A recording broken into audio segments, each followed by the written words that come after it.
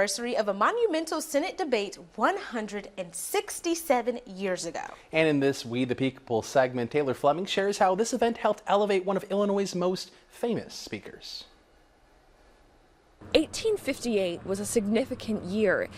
Abraham Lincoln was running against Stephen Douglas for Senate, and thousands of people were gathered right here at Knox College to watch them debate for hours. The Galesburg Senate debate was the fifth in a series of 7 that would make their mark on American history. Lincoln had actually challenged Judge Douglas to debate publicly because Lincoln realized very early in the campaign that if he couldn't pin Douglas down on some of the points he was trying to make, that he was probably going to wind up losing. These debates started the path to events we see today, from city council to the White House. But in Lincoln's day, debates took 3 hours, with each candidate making their points for an hour and a half total. The Galesburg debate was the most well-attended in the series. Even though historians say the weather was cold and blustery, there was likely more than 15,000 people there, though estimates vary.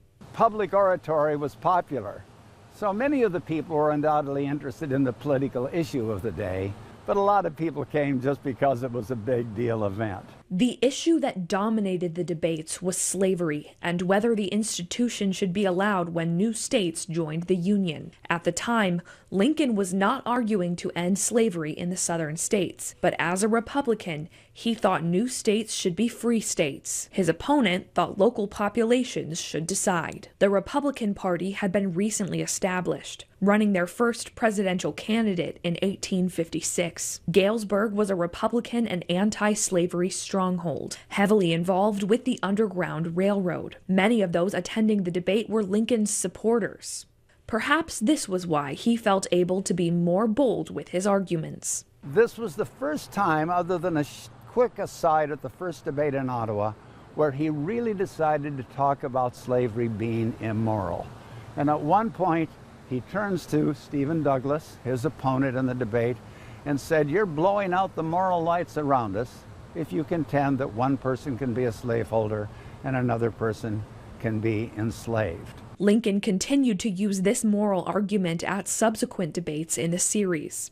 Ultimately, Lincoln didn't win the Senate election in 1858. Even though Lincoln will lose, he really rises in national prominence. These debates are being picked up by newspapers in New York and Boston and Philadelphia because these two men are debating the biggest issue of the day. The Lincoln-Douglas debates turned Abe into a contender for president 2 years later in 1860. And that election he did win, making him the nation's 16th president.